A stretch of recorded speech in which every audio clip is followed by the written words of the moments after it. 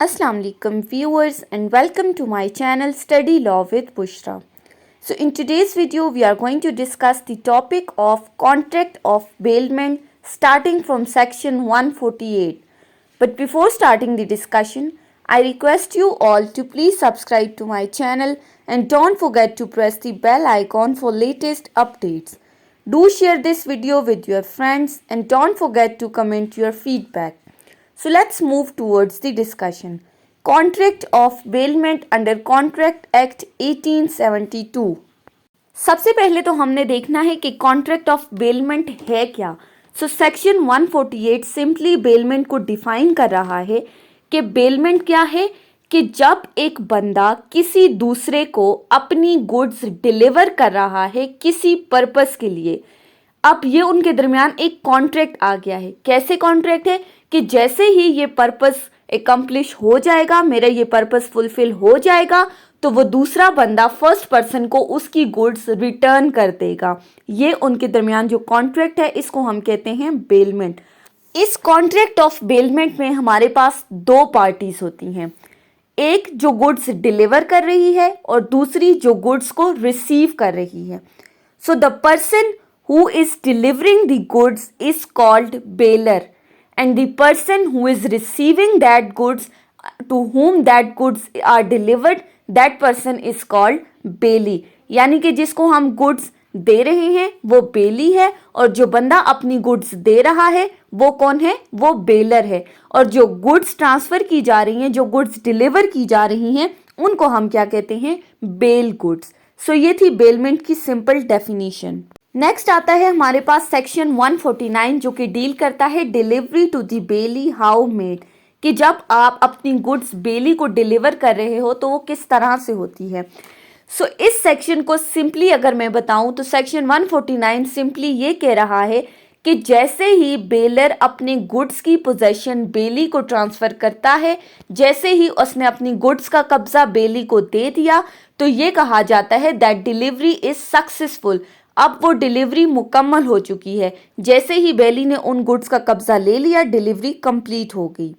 उसके बाद आता है सेक्शन 150 जो कि डील करता है bailor's duty to disclose the faults in goods बेल्ड.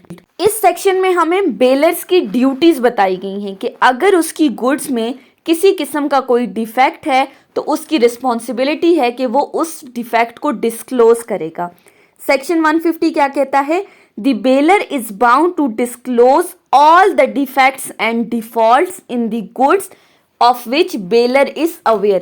मतलब क्या है कि बेलर की ये रिस्पॉन्सिबिलिटी है कि अगर उसको पता है कि उसकी गुड्स में फलां डिफेक्ट्स एंड फॉल्ट्स हैं तो वो उन डिफेक्ट्स एंड फॉल्ट्स को दूसरे बंदे को बेली को लाजमी बताएगा.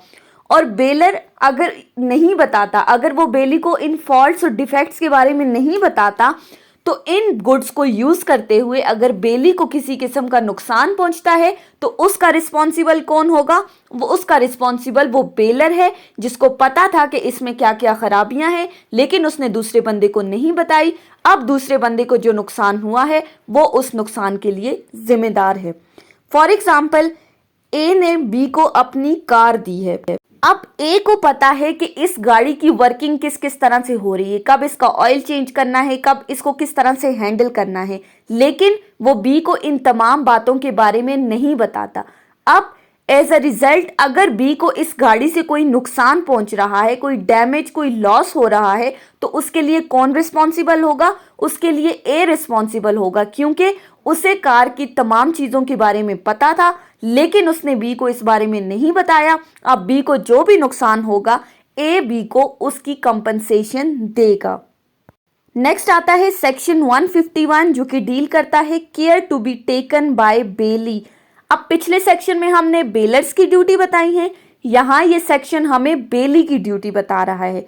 सेक्शन क्या कहता है कि बेलमेंट के तमाम केसेस में बेली की ये रिस्पॉन्सिबिलिटी है कि जो गुड्स उसको डिलीवर की गई हैं वो उनकी प्रॉपर केयर करेगा.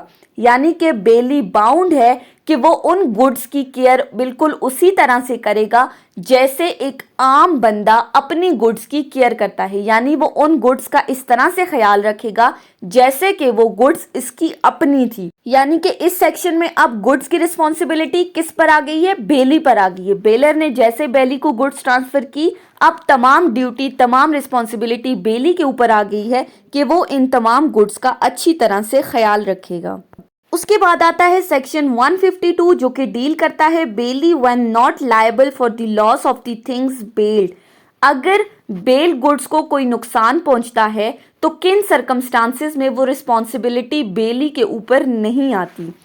हमने जिस तरह से बात की कि बेलर रिस्पॉन्सिबल है कि वो बेली को गुड्स की डिफेक्ट्स एंड फॉल्ट्स के बारे में बताएगा। अगर बेलर गुड्स की डिफॉल्ट्स एंड डिफेक्ट्स के बारे में बेली को नहीं बताता और बेली ने उन गुड्स का अच्छे तरीके से ख्याल रखा है, बिल्कुल उसी तरह जैसा कि एक आम बंदा अपनी चीज़ों का ख्याल रखता है, और इसके बावजूद अगर उस गुड से कोई एक्सीडेंट हो जाता है, कोई वाकया हो जाता है, कोई डैमेज कॉज हो जाता है, उस सूरत हाल में बेली के ऊपर रिस्पॉन्सिबिलिटी नहीं आती। क्यों? क्योंकि बेली ने उन गुड्स का अच्छे तरीके से ख्याल रखा था। यहाँ पर रिस्पॉन्सिबिलिटी बेलर के ऊपर आती है कि वो बेली को उन तमाम डिफेक्ट्स के बारे में बताता। अब चूंकि उसने नहीं बताया, लिहाजा बेलर यहाँ पर रिस्पॉन्सिबल है उस लॉस के लिए। नेक्स्ट आता है सेक्शन 153 जो कि डील कर रहा है termination of bailment by bailee's act inconsistent with the condition.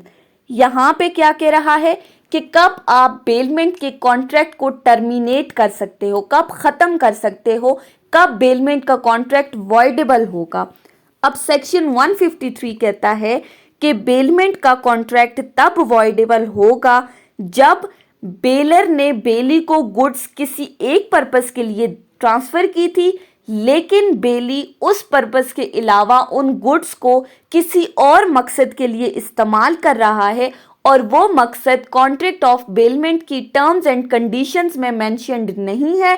तो उस सूरत में बेलर के पास ये ऑप्शन है कि वो कॉन्ट्रैक्ट ऑफ बेलमेंट को टर्मिनेट कर सकता है। वो चाहे तो टर्मिनेट कर सकता है, चाहे तो वो ना करे। ये उस पर डिपेंड करता है, ये ऑप्शन ऑफ द बेलर पे डिपेंड करता है।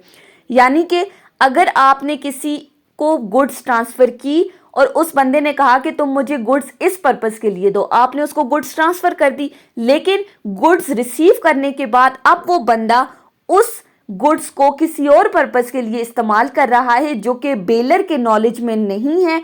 तो जब बेलर को पता चलता है तो वो उसके ऑप्शन पर, उसकी कॉन्सेंट पर डिपेंड करता है कि वो चाहे तो इस कॉन्ट्रैक्ट को ख़त्म कर दे, चाहे तो इस कॉन्ट्रैक्ट को जारी रखे।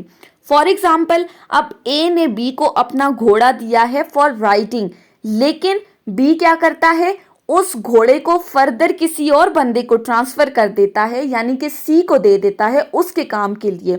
अब जैसे ही ए के नॉलेज में ये बात आई तो अब ए पर डिपेंड करता है कि वो चाहे तो इस कॉन्ट्रैक्ट ऑफ बेलमेंट को टर्मिनेट कर दे, चाहे तो इसको ना करें। ये थी हमारी आज की डिस्कशन कॉन्ट्रैक्ट ऑफ बेलमेंट के ऊपर। हमने सेक्शन 148 से सेक्शन 153 तक डिस्कस किया है। आई होप कि आपको ये टॉपिक समझ में आया होगा अगर आपने इस वीडियो को अटेंटिवली सुना है। नेक्स्ट वीडियो में हम इसके फर्दर सेक्शंस को डिस्कस करेंगे। अगर आपको ये वीडियो अच्छी लगी है तो इस वीडियो को लाइक करें, कमेंट करें, चैनल को सब्सक्राइब करें और ज़्यादा से ज़्यादा अपने फ्रेंड्स के साथ शेयर करें। अगर आपको किसी भी किस्म की कोई कन्फ्यूजन है तो आप कमेंट्स में मुझसे पूछ सकते हैं। Thank you so much for watching this video. अल्लाह हाफिज़।